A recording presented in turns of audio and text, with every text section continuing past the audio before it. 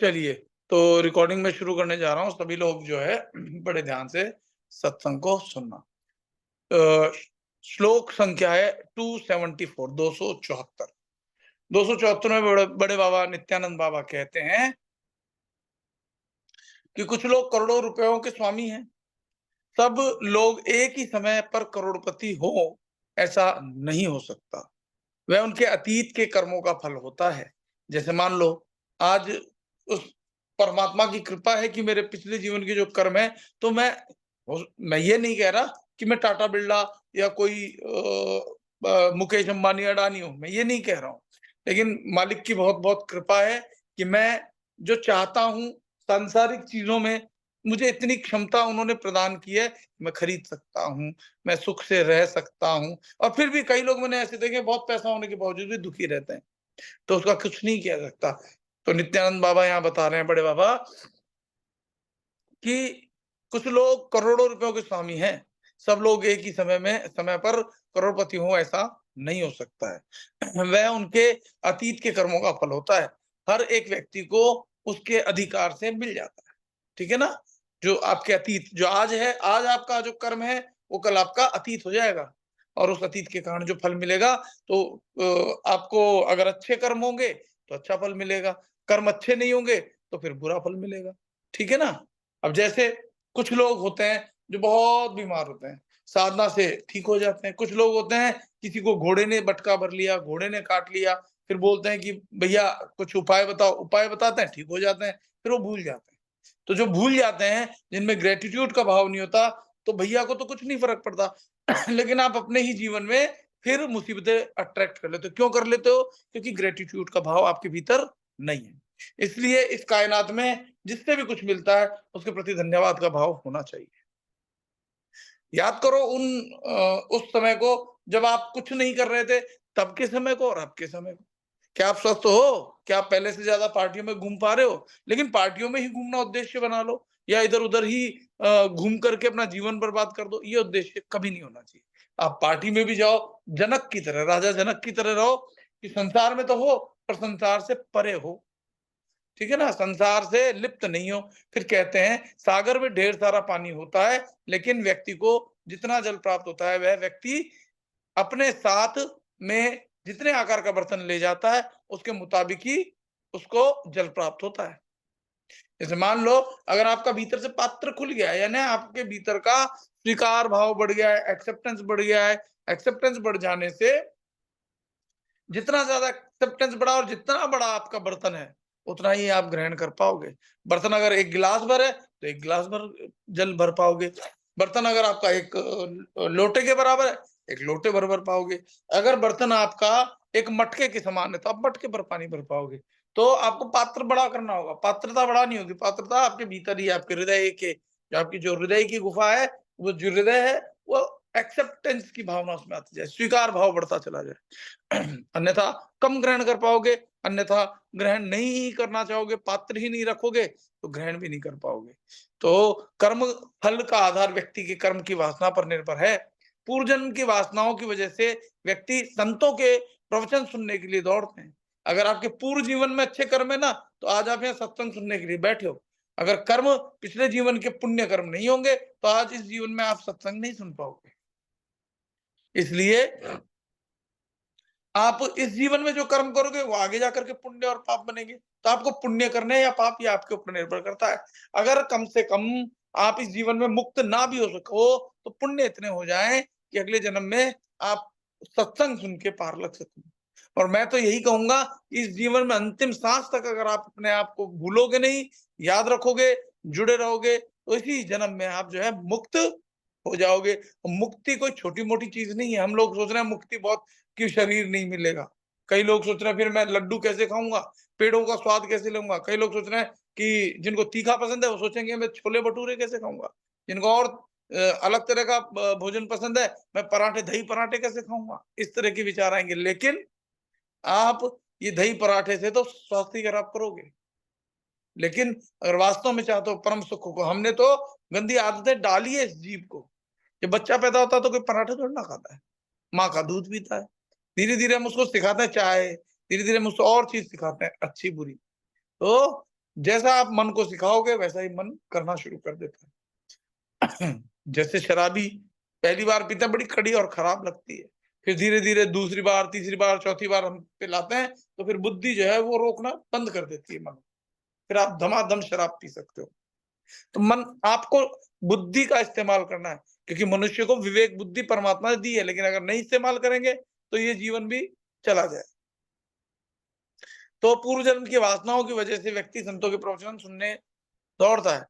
पूर्व जन्म की वासनाओं की वजह से व्यक्ति संतों के देखो, अब यहाँ वासना शब्द क्यों आया? पूर्व जन्म की वासनाओं की वजह से। यहाँ वासना की जगह मुझे लगता है कि पूर्व जन्मों के कर्मों के कारण जो अच्छे फल है, पुण्य फल है, उसकी वजह से संतों के प्रवचन को सुनने दौड़ता है। नहीं तो उसको ये सौभाग्य भी नहीं मिल पाता। इन वासनाओं की वजह से मनुष्य को सांसारिक जीवन में आनंद प्राप्त नहीं करता। अच्छा, अगर वासनाएं ही रह जाए तो यहाँ या तो प्रिंटिंग मिस्टेक हो सकती है, या जो भी है। देखो, अगर पूर्व जीवन में सांसारिक वासना रह गई, तो इस जीवन में भी सांसारिक वासनाओं से आप बच सको, मुश्किल होगा। कुछ तो पुण्य कर्म होंगे, अगर पुण्य कर्म होंगे, तो आप संतों के पास दौड़ोगे, संतों के पास दौड़ोगे। जैसे-जैसे धीरे-धीरे आपको भीतर ज्ञान होगा कि ये शरीर और इस माया में जितने भी पदार्थ हैं, रिश्ते हैं, ये सब मिट जाने हैं। तो आपकी उसके प्रति आसक्ति नहीं रहेगी। उनमें रहते हुए भी आप भीतर से अनासक्त रहोगे। भीतर से बिल्कुल भी आपको उनके प्रति आकर्षण नहीं रहेगा। नहीं तो एक संसारी व्यक्ति का बहुत आकर्षण रहता है और वो लगातार फँसता चला जाता है, फँसता चला जाता है, फँसता चला जाता है। और एक दिन मधुमक्खी की तरह शहद में डूब करके मर जाता है। मधुमक्खी होती है ना, जो मधु के पीछे भागती है। मधु से मेरा मतलब यहाँ शहद, आपने देखा होगा। ठीक है ना? फिर कहते हैं कि मनुष्य का बैराग, जो लोग पूर्व जन्म की वासनाओं से प्रेरित होते हैं, उन्हें नई अलग वासनाओं की आवश्यकता नहीं होती। वो पूर्व जीवन की वासना ही इस जीवन में आप जो है भुगतते रहते हो। मनुष्य का वैराग भी उनके पूर्व जन्म की वासनाओं का परिणाम है। अगर इस जीवन में कई लोग वैरागी होते हैं, वैरागी मतलब जैसा कि मैं बता रहा हूँ कि भाई प्रकृति के पदार्थ, भोग आदि से वो दूर रहते हैं। यथा योग्य जितना उनके शरीर के लिए आवश्यक है, वहां तक तो ठीक है। तो ये भी पिछले जन्म का ही पुण्य कर्म होता है। ऐसे लोगों के लिए अब मुक्ति के लिए प्रयास करने का समय है। तो अगर आप लोगों के पुण्य उच्च कोटि के हैं, तो आपका प्रयास करने का समय है और आप इसी जीवन में मुक्त हो जाओगे। एक तो श्रद्धा बस जरूरी है इसके लिए, क्योंकि श्रद्धावान लभते ज्ञानम, यानी पात्र बड़ा होना चाहिए। शुरुआत में यही कहा था बड़े बाबा ने। अब स्पष्टीकरण में समझते हैं, जैसे सभी लोग ईश्वर का साक्षात्कार एक ही समय पर नहीं कर सकते। इसके लिए ऊपर क्या बताया था कि सभी व्यक्ति जिस प्रकार से करोड़पति नहीं हो सकते एक ही समय में, उसी प्रकार सभी लोग ईश्वर का साक्षात्कार एक ही समय पर नहीं कर सकते। उसी तरह सभी लोग एक ही समय पर करोड़पति नहीं बन सकते। इस जगत में सब लोग ईश्वर साक्षात्कार आज या कल सिद्ध करेंगे। फर्क समय, सिर्फ समय का है। तो ये समय जो है, मैं कह रहा हूँ, ये समय आप और स्पीड बढ़ा सकते हो। स्पीड का मैं मतलब पहले भी समझा चुका था, एक बार फिर समझा देता हूँ कि जितना कलेक्टिवनेस में आप साधना करो, जितने ज्यादा लोगों के साथ, और लेकिन वो लोग होने चाहिए पॉजिटिव। पॉजिटिव मतलब जो विचार ना करते हो, जो निर्विकल्प, या जो इच्छा रहित लोग हैं और मेडिटेशन करते हैं, वो है पॉजिटिव। जो 1 मिनट के लिए भी या 2 मिनट के लिए भी निर्विचार स्थिति में पहुंचते हो, और आप लोग भी अगर सब लोग मिलकर के एक निर्विचार की स्थिति में पहुंचोगे, तो 2 मिनट के निर्विचार स्थिति में इतने सारे लोगों के साथ जब आप साधना करोगे, बहुत तेजी से आप आगे बढ़ोगे। अकेले करोगे तो उसमें बहुत समय लग जाएगा, बस इतनी ही बात। फिर कहते हैं कि हमें ईश्वर का साक्षात्कार हो सके, उसका आधार पूर्व जीवन के कर्मों पर है। ईश्वर हमारे कर्मों के अनुसार फल देते हैं। ईश्वर पूर्ण रूप से निष्पक्ष है। ठीक है ना? तो हमारा जो ईश्वर है वो पूर्ण रूप से निष्पक्ष है। वो ये नहीं है कि गरीब है उसको ये नहीं दूंगा और अमीर है तो उसको ये दूंगा। ये तो संसार में चलता है। अमीरों की तो सरकार भी चलती है और गरीबों की तो बेचारों की जो मेहनत है वो भी पूर्ण रूप से नहीं मिल पाता उनको भुगतान। कहने का ये पक्ष संसार में होता है। वो परमात्मा निष्पक्ष है। आपके अच्छे कर्म है तो आप अच्छे कर्म की वजह से अच्छे ही फल प्राप्त करने वाले हो। सागर में ढेर सारा पानी है, लेकिन हम हमारे पात्र के आकार का के अनुसार उसमें पानी ले सकते हैं। आकार अगर छोटा होगा, छोटा बर्तन होगा, तो कम पानी आएगा।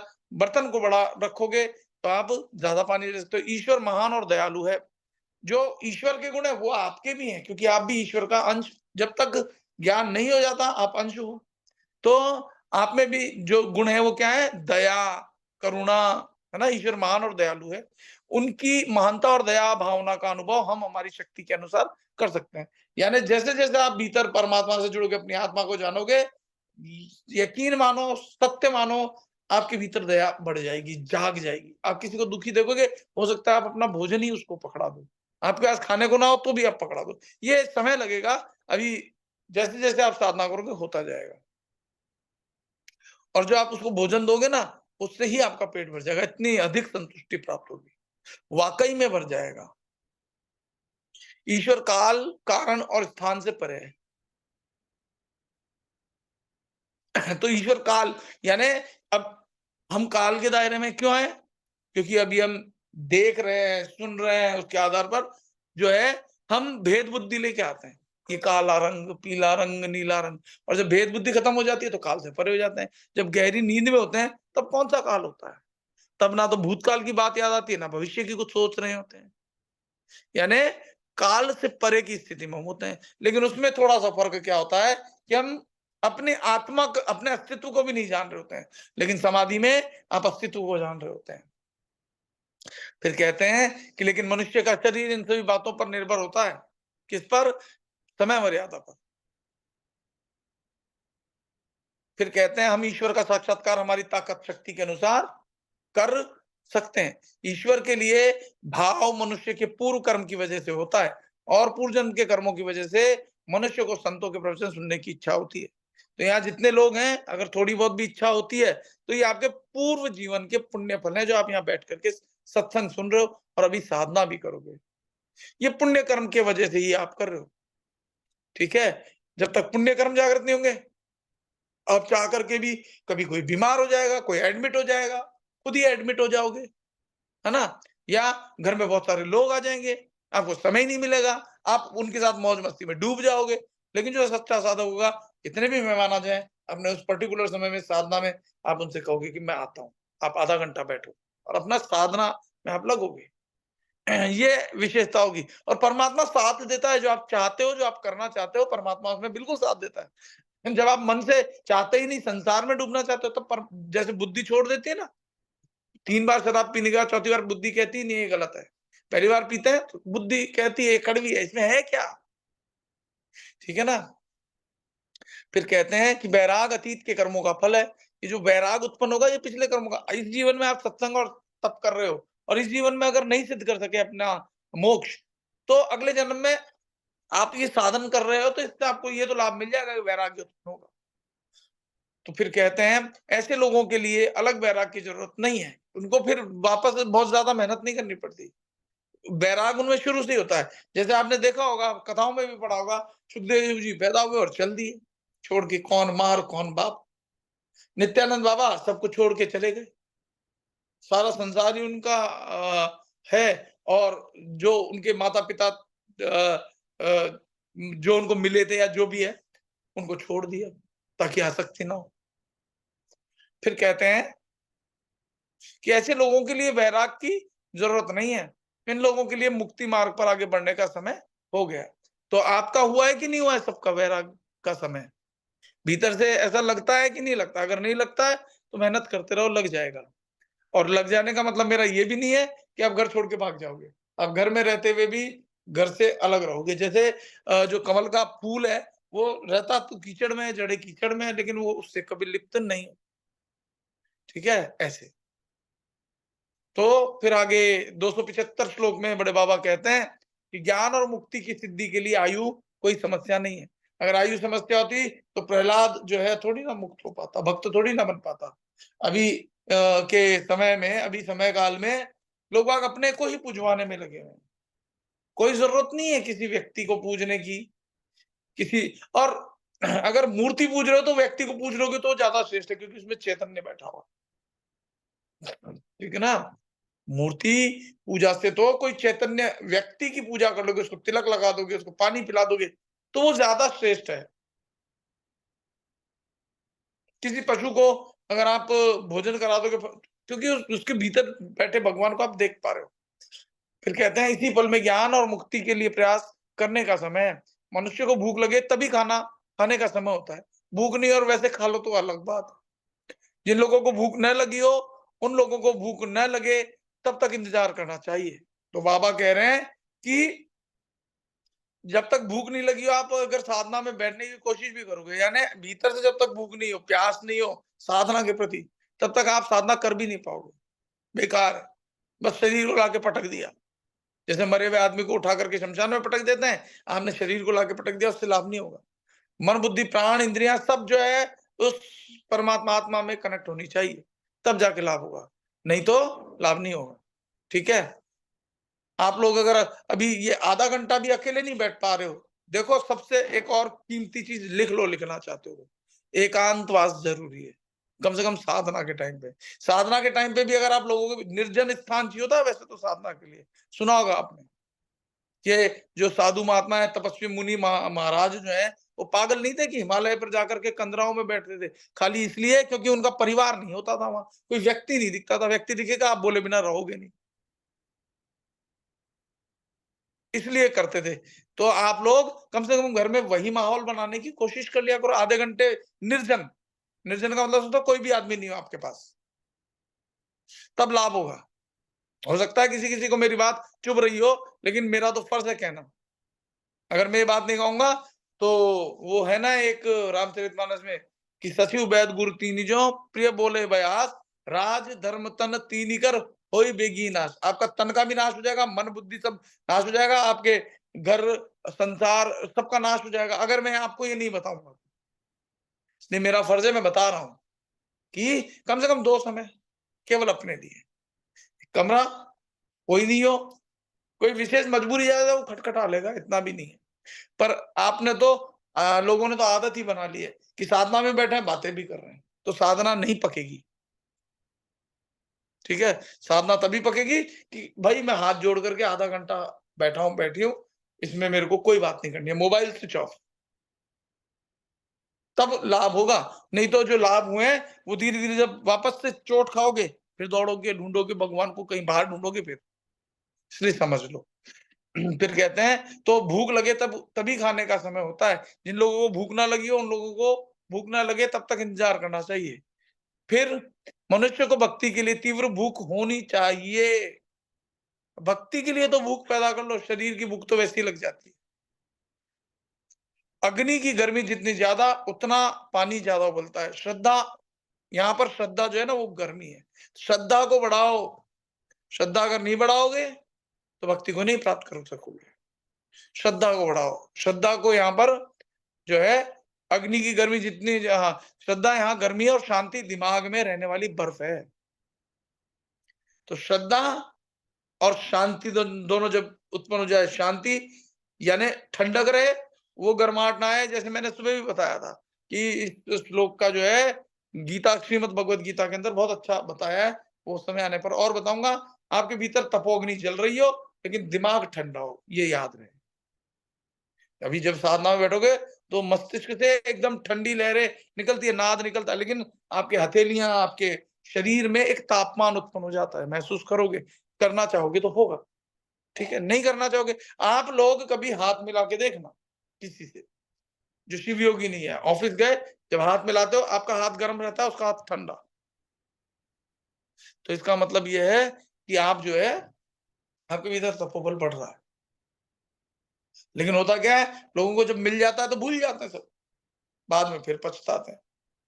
भगवान किसी का दुश्मन नहीं है, आप अपने कर्मों से ही फिर खोद बैठते हो सब। फिर कहते हैं कि इसी वजह से अंतर्मन भर जाता है और वह परितृप्ति बाहर दिखती है। ऐसा मनुष्य सभी बातों में संतुष्ट होता है और उसका मन शुद्ध होता है। दान धर्म करने, दान धर्म की तरह मनुष्य के मन की शांति के लिए एक भी पैसा खर्च नहीं करना पड़ता। दान धर्म हम इसलिए करते हैं ताकि त्याग की भावना बढ़े, और त्याग करने से क्या होगा आपके, अगर बाई चांस इस जीवन में पुण्य, ये जो दान धर्म आदि से जो पुण्य उत्पन्न होंगे, उससे अगले जीवन के लिए आप मकान, दुकान, रुपया, पैसा, ये संपन्नता बनाते हो दान करके। एक बार बाबा जी ने बोला था कि बाबा जी जब छोटे थे तो उनके गुरु ने कहा था कि पैसा चाहता है तो दान दे। तो बाबा जी ने सोचा, उस बाबा जी ने बोला था कि मैं उस वक़्त नहीं समझता था कि दान दे, पैसा चाहता हो पैसा दे, तब समझ में नहीं आता था, लेकिन अब समझ में आता है। तब बाबा जी कहते थे कि तब मुझे लगता था कि उनके गुरु के प्रति कि बाबा जी अगर गरीब अमीर बनना है तो पैसा दे थोड़ी ना होता है, पैसा ले होता है। लेकिन बाबा जी ने कहा जब मैं साधना में परिपक्व हुआ और ऊपर उठा, तब पता चला कि अगर पैसे वाला बनना चाहते हो तो दान दे, ले नहीं, दे। भंडारे लगाओ, ये करो, वो करो, ठीक है ना? दान दे। कबीर साहब ने भी इस पे कहा है कि औरों को ना ठगिए, औरों को आप ठगाए, दुःख ना करिए, ऐसा कुछ है, मेरे को अभी मुँह पे बोलने में नहीं आ रहा है। आप ठगाए सुख होत है और ठगे दुःख होए, ऐसा कुछ है। तो आपको कोई ठग के ले जाता है, हम बहुत दुखी हो जाते हैं, लेकिन दुखी मत हो, वो आपके जीवन से पीड़ा ले गया है। जो आपके साथ ठगी करके ले गया, कोई 10,000 ले गया, कोई 20,000 ले गया, हम दुखी होते हैं। तो दुखी होने से वो जो लाभ है वो समाप्त हो जाता है। लेकिन कोई ठग के ले गया, तो वो आपकी पीड़ा, कोई आपके जूते चुरा के ले गया, तो आपके कष्ट शनि उतार गया आपका। ये मैं सिर्फ समझाने के लिए उदाहरण से बता रहा हूँ, साइकोसोमेटिकली हर चीज़ तो साइंस से ही है, मन से। तो जो 1 राम दशरथ का बेटा, ये भी संसार ग्रॉस लेवल है। 1 राम गटगट में बेटा जो है, वो आत्मा है, जीव। 1 राम का सकल पसारा, ये मन सभी जगह फैला हुआ है। मन करता है कि आइसक्रीम खा लूँ, मन करता है यार ये लड़की मुझे मिल जाए, मन करता है मैं ये कर डालूँ, मन करता है मैं वो कर डालूँ। ये सकल पसारा मन का, उसका भी नहीं, उससे भी बचना है। हम उस सकल पसारे की बात कर रहे हैं जो इन सबसे न्यारा भी है। इनमें होते हुए भी इनसे न्यारा है। एक राम सब जग से न्यारा। उसको जान लो, फिर कुछ नहीं जानना रहेगा। क्योंकि मीरा ने भी कहा है कि ऐसा पति क्या करे जो मिले और मर जाए, ऐसा पति मिले जो अमर सुहाग हो जाए, ऐसा कुछ कहा है। हो सकता है मैं बोलने में वैसा ना बोल पा रहा हूँ, लेकिन भाव तो समझा पा रहा हूँगा। तो उस पति को वरो, जो हमेशा आप सदा सुहागन रहो। और वो है आपका परमात्मा आत्मा। तो फिर कहते हैं कि इसी वजह से अंतर्मन भर जाता है और वह परितृप्ति बाहर दिखती है। ऐसा मनुष्य सभी बातों में संतुष्ट होता है और उसका मन शुद्ध होता है। दान धर्म से मनुष्य के मन की शांति के लिए एक भी पैसा खर्च नहीं करना पड़ता। जिसका मन शांत है उस हाँ, दा शांति प्राप्त करने के लिए पैसा नहीं खर्च करना। शांति प्राप्ति करने के लिए क्या है? आपको ध्यान करना है, मेडिटेशन का जो हम कर रहे हैं। इससे शांति मिलेगी, इससे शांति बढ़ेगी जीवन में। ठीक है? संत जब भी सांसारिक लोगों की टोली में जाता है, फिर आगे कह रहे हैं, हजारों में से एक व्यक्ति को मन में शांति होती है और उसकी शांति का अंश उनके आसपास के हजारों लोगों को मिलता है। तो आप लोगों ने पता नहीं कितनी किसकी चेतना उठ रही है। मैं तो, मेरे साथ तो होता है, मैं ऑफिस में जहां बैठता हूं तो लोग बाग बड़े आराम से, बड़े ध्यान से मेरी बातें ऐसे सुनने लगे। वही लोग जो कि पहले मुझे सुनना पसंद नहीं करते थे, मेरे से चिढ़ते थे, व्यवहार में फर्क आया ना, ऑटोमेटिकली भीतर से आ रहा है। जैसे-जैसे साधना कर रहे हैं, व्यवहार में फ़र्क आ रहा है, व्यवहार में फ़र्क आ रहा है, तो वो लोग सुनते हैं बातें, पूछते भी हैं कि यार कैसे करें? लोग आ करके पूछते हैं, नाम पूछ-पूछ के कि पिछली बार एईओ की ड्यूटी करके आए थे यार विजय जी भई कैसे की, क्या? डर रहे हैं कई लोग, नए नए लोग जो डर गए लग गए हैं। लेकिन आप लोग जो है, जैसे-जैसे भीतर वाले से जुड़ोगे, तो आपके मन में शांति होगी, शांत मन जो है दूसरों को भी शांति जो आपके पास होगा वही तो दोगे। आपके पास दुःख है तो दुःख बाँटोगे, सुख है तो सुख बाँटोगे। तो संत जब भी सांसारिक लोगों की टोली में जाता है, तब उसके पास शिकारी शेर के पास जाता है, ऐसी शांति होती है। संत जब भी सांसारिक लोगों की टोली में जाता है, तब उसके पास शिकारी शेर के पास जैसे जाता है, तो शिकारी अगर शेर के पास जाएगा तो क्या है, शिकारी को क्या चाहिए? शिकार चाहिए। ऐसे ही जो सांसारिक लोग हैं, जब वो संत के पास जाते हैं तो उनको क्या मिलती है? शांति। ऐसे ही वैसे ही जैसे शिकारी को शांति मिलती है शिकार मिल जाने से, ऐसे ही सांसारिक लोगों को शांति मिल जाती है संत के पास जाने से। साधु को दुनिया में रहना हो तो उसके पास अगाध शांति और धैर्य होना चाहिए। शांति हजारों सांसारिक लोगों के साथ रहने के लिए आवश्यक है। तो अगर आपके भीतर शांति होगी, तो आपके चारों ओर जो लोग होंगे, आप संत बनो। अब जैसे मेरी आवाज़ शांत हो जाती है, तो क्या शांति महसूस होती है?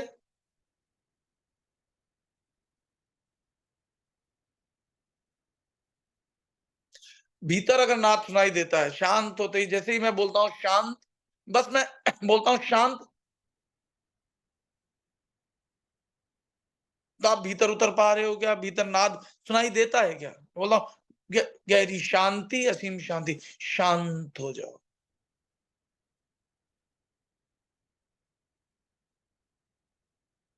और जिसको भी मैं जैसे ही मैं बोलता हूँ शांत हो जाओ, अगर शांति मिलती है, तो आप सही जा रहे हो। और अगर मैं बोल रहा हूँ शांत हो जाओ, तो मैं कितनी भी साधना कर रहा हूँ, आप शांत नहीं होगे, क्योंकि भीतर से मन बेचैन है।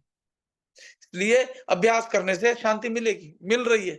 लेकिन कई लोग हैं, शांति के साथ जब उनको फल मिलने लगते हैं ना, तो फलों पर उनका ध्यान चला जाता है। और फिर वो शांति को भी भूल जाते हैं। फिर जीवन में वापस कष्ट क्लेश होने तो शुरू हो जाते हैं। इसलिए अगर चाहते हो कि वो शांति मिले जो कभी ना मिटे, तो ध्यान दो ये 2 समय। मैं अपना महत्वपूर्ण समय निकाल के आप लोगों को दे रहा हूँ। और बदले में जो आपसे शुल्क ले रहा हूँ, वो इसलिए ले रहा हूँ ताकि कोई हमारा ऋण नहीं रह जाए। ताकि आप लोगों के इस ऋण को चुकाने के लिए कहीं मुझे वापस लौट के नहीं आना पड़े, गुरु बन के या कुछ और बन के। ठीक है ना? और आपसे भी मेरा निवेदन है, मर्ज़ी तो वैसे आपकी है, सभी पेड मेंबर हो, कि ये दुनिया को भी समझाओ कि नथिंग कम्स फ्री, फ्री कुछ नहीं होता। आज आपको टीवी पे भी जो दिखाया जा रहा है, चाहे किसी को भगवान बनाने की प्रक्रिया हो या कुछ भी हो, फ्री नहीं है। आपसे लूट लिया जाएगा, आपको ₹2 देके ₹100 लूट लिए जाएँगे, ये संसार है। और जो अ, अध्यात्म है, जो आत्मा परमात्मा का विषय है, वहाँ निःशुल्क जैसे हवा बह रही है, साँस ले रहे हो। अगर सरकारों का बस चले ना, तो वो हवाओं पर भी रोक लगा दे, कि लोग बाग ना ले सकें, पैसा दें और लें। सरकारों पर अगर मतलब संसार में अगर मौका मिल जाए, पानी बेचना तो शुरू हो ही गया है। लेकिन संसार में अभी ये नियंत्रण नहीं आया परमात्मा की दी जाने वाली वायु पर कोई शुल्क लग सके। लेकिन उसमें भी संसार ने तो कोशिश कर ही ली ना, ऑक्सीजन सिलेंडर बना लिए और कैसे उसको बेचा जाए। कोविड के दौरान निःशुल्क भी उपलब्ध किया जा सकता है, लेकिन कल्याणकारी बातें नहीं है। ये संसार में नथिंग कम्स फ्री, ये याद रखो। इसलिए संसार में अगर आप कीमत चुकाते चलोगे, तो संसार में नहीं आना पड़ेगा। आगे कहते हैं, स्पष्टीकरण में समझते हैं, मनुष्य को ज्ञान और भक्ति के लिए आज और आज ही प्रयास करना है। आप सोचोगे ना कि मैं कल कर लूंगा, कल पता नहीं उठोगे भी कि नहीं, मालूम नहीं। इसलिए जो है, आज है, अभी है। इसलिए कल पे मत टालो, कम से कम अपने ध्यान ज्ञान को, इससे ही सब कुछ मिलने वाला है आपको। बाकी संसार में आज मेहनत कर रहे हो मिल जाएगा, नहीं कर रहे हो नहीं मिलेगा। अमीर भी हो सकता है आदमी, गरीब भी हो सकता है, अच्छा भी हो सकता है, बुरा भी हो सकता है। लेकिन ये जो आप ध्यान करोगे, परम शांति के साथ एक होगे, तो निश्चित रूप से आपका जीवन बदलेगा, बदल रहा है और अच्छा ही होगा। हमें मृत्यु कब आएगी उसका पता नहीं है। ये लाइन बाबा ने आगे लिखी हुई ही मिल गई। ज्ञान कोई भी समय और स्थान को लक्ष्य में रखे बगैर प्राप्त किया जा सकता है। 1 मिनट, ज्ञान और भक्ति प्राप्त करके हमें मृत्यु के सन्मुख रहना चाहिए। ज्ञान और भक्ति, ये तैयार रहना चाहिए, कभी भी मृत्यु आ सकती है। जो तैयार है, जो धीरे-धीरे उसका भय चला जाएगा और वो अभय दान उसको मिल जाएगा। ज्ञान प्राप्त करने के लिए कोई वृद्ध या युवा नहीं होता। कोई सोचे कि भई अभी तो हम जवान हैं, बुढ़ापे में करेंगे। तो जब बहुत सारे लोग जवानी में ही चले जाते हैं और बहुत सारे बूढ़े लोग जो है 100-100 साल होकर के भी खाँसते रहते हैं, लेकिन मौत नहीं आती। बहुत सारे लोग मैंने ऐसे देखे हैं जो कहते रहते हैं कि अब तो उठा ले भगवान, अब तो उठा ले। इतनी पीड़ा में होते हैं कि उनको मौत ज़्यादा सरल नज़र आ रही होती है। आप लोगों ने पता नहीं देखा या नहीं, शारीरिक उम्र में तो आप मुझसे कहीं ज़्यादा हो, लेकिन मैंने ऐसे लोग देखे हैं जो बहुत पीड़ित हैं और जो उनको देखने आता है ना, उनके मुँह से भी ये निकलती है दुआ कि हे भगवान अब तो इसको उठा ले। बहुत कष्ट पा रहे होते हैं। समझो, ये शरीर मिला है, साधारण शरीर नहीं है, असाधारण है। ये परिवार वाले भी साथ नहीं देंगे, जब आप बीमार पड़ जाओ 6 दिन, कोई आपको रोटी नहीं पूछने आएगा। लगातार पड़ जाओ आप। 1 दिन सँभालेंगे, 2 दिन सँभालेंगे, 3 दिन सँभालेंगे, चौथे दिन, 5वें दिन, छठे दिन फिर छोड़ देंगे। मैंने मरने के लिए छोड़ते हुए देखे हैं इंसानों को। घर में ही पड़ा है वो, कोई ना रोटी पूछ रहा है, ना कुछ पूछ रहा है। और उसको 3 या 4 साल तड़प-तड़प करके फिर उसकी मौत आई, तब ऐसी स्थितियाँ देखी। अगर नहीं समझते हो, मर्ज़ी आप। फिर कहते हैं, और मैं ये झूठ नहीं बोल रहा हूँ, ये बिल्कुल मेरे जीवन में जो मैं देख रहा हूँ वही बता रहा हूँ। ज्ञान प्राप्त करने के लिए कोई वृद्ध या युवा नहीं होता। ज्ञान कोई भी समय और स्थान को लक्ष्य में रखे बगैर प्राप्त किया जा सकता है, कि नहीं मैं तब करूँगा, ऐसा कोई लक्ष्य निर्धारित करने अभी इसी वक़्त कर सकते हो। जब हमारी ज्ञान पिपासा जागरूक हो, तब वह समय मुक्ति सिद्ध करने का है। जब हमें भूख लगती है, तब वही समय भोजन ग्रहण करने के लिए है। जिन लोगों को ज्ञान के लिए भूख नहीं है, उन्हें मुक्ति का के लिए इंतज़ार करना पड़ेगा। साफ स्पष्ट रूप में कह दिया कि उन्हें मुक्ति के लिए इंतज़ार करना पड़ेगा, जिनमें ज्ञान की भूख नहीं है।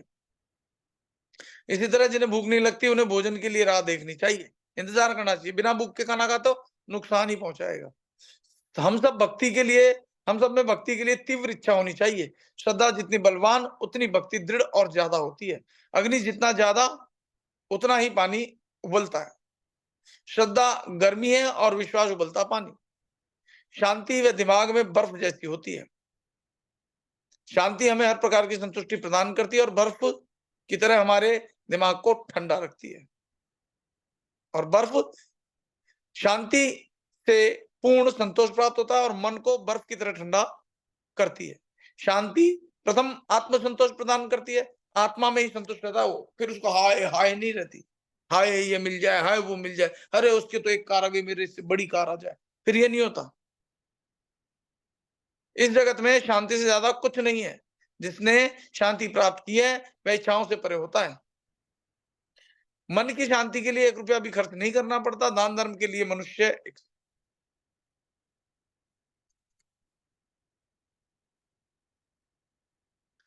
दान धर्म के लिए मनुष्य को खर्च करना पड़ता है, जो कि आवश्यक है। ये लिखा हुआ भी है। दान धर्म के लिए वह शांति के लिए तीव्र इच्छा रखने वाला मन, जब मनुष्य खुद शांति से भरपूर हो, तब आसपास के लोगों को शांति अनुभव करा सकता है। शांति की लहरें चुंबकीय लहरों की तरह सभी दिशाओं में शांति फैलाती है। एक ही व्यक्ति शांति से भरा हो, वह पर्याप्त है। उस व्यक्ति के आसपास हजारों लोग शांति का अनुभव करते हैं। हजारों लोगों की भीड़ में प्रवेश करने वाले साधु में ऐसी शांति होती है, जैसे शेर के पास जाने वाले शिकारी में होती है।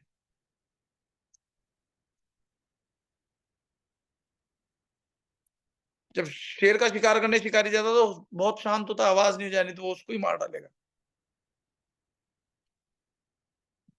लेकिन संत को सांसारिक बातों में बिल्कुल सांसारिक लोग ज्ञानी को उनके दुखों की बात कहकर दुःख की अनुभूति कराते हैं। जैसे कोई ज्ञानी है तो लोग बाग आते हैं ना रोते-पीटते, यही तो मेरे पास फ़ोन आते रहते हैं रात-दिन। एक आध बार 2 ऐड दिए तो वो दुःख लेकर के आते हैं। पर उनकी माँग ही गलत है, इसलिए मैं उनको जोड़ता भी नहीं हूँ, कहता भी नहीं हूँ। कहता हूँ मैं ये काम नहीं करता। तो वो दुखों की बात लेकर के आते हैं। दुखों की बातें कहकर दुःख की अनुभूति कराते हैं, लेकिन संत को सांसारिक बातों से बिल्कुल विपरीत ऐसे लोगों के साथ रहने से धीरज प्राप्त करनी पड़ती है। संत ने जिसका त्याग किया है, वह भुगतना पड़ता है। खा संत ने कोई ज्ञानी आया, कोई व्यक्ति आया है, ज्ञान लेने आया, अगर संत ने उसको स्वीकार नहीं किया, वो कहता है मुझे वशीकरण करा दो, त्याग कर दिया, तो उस व्यक्ति के जीवन में सुख नहीं है। या तो वो ये चीज़ का त्याग करके आए, इच्छाओं का, संत स्वीकार कर ले। फिर कहते हैं संत ने जिसका त्याग किया है वह भुगतना पड़ता है, खास तौर पर अज्ञानियों के जीवन की बातें। एक साधु को इस जगत में जीने के लिए बहुत ही शांति और धैर्य की आवश्यकता होती है। सांसारिक लोगों में रहने वाले साधु के लिए शांति और धैर्य बहुत ही उपयोगी है। तो इसीलिए जो संत होते हैं वो त्याग ही देते हैं कि नहीं भैया मैं ऐसा काम नहीं करता। ठीक है? अब हम शांत होकर के ध्यान कर लेते हैं। थोड़ी ही देर की बात है। आँखें बंद कर लो। आँखें खुली रख के कर सको तो बहुत ही बढ़िया। लेकिन अगर नहीं कर सकते हो तो आँखें बंद कर लो। शांत, एकदम शांत, गहरी शांति, असीम शांति। और जिन लोगों का अभी भी जो है मन शांत नहीं हो पाता है, वो साँसों पर ध्यान दो। भ्रूमध्य में तो ध्यान रखना ही है, हर हाल में, हमेशा। और हर सांस के साथ जिनका ध्यान नहीं टिक रहा है, उनको क्या करना है? अघोर सद्योजात तत्पुरुष वामदेव ईशान, ये मंत्र है। एक सांस के साथ मन ही मन चल रहा है, सांस के साथ बाहर, सांस ली मंत्र के साथ पूरी, ध्यान भूमध्य में करते रहो। अघोर सद्योजात तत्पुरुष वामदेव ईशान, अघोर सद्योजात तत्पुरुष वामदेव ईशान। और जिनका बिना सांसों पर ध्यान किए, बिना नाम जपे भीतर ध्यान लग रहा है, शांति की अनुभूति हुई, वो बस उस गहरी शांति में प्रवेश करते जाए और शांति की जो आवाज है, नाद है, उसको सुनते रहें। ये जो मैं वीडियो यूट्यूब पे डालने के लिए आप लोगों के लिए बनाता हूँ, उसको ज्यादा से ज्यादा शेयर करो, सब्सक्राइब करो, इसलिए कि लोगों के जीवन में शांति फैले। जय नित्यानंद। रिकॉर्डिंग रोक रहा हूँ, बाकी लोग ध्यान में बैठे रहें।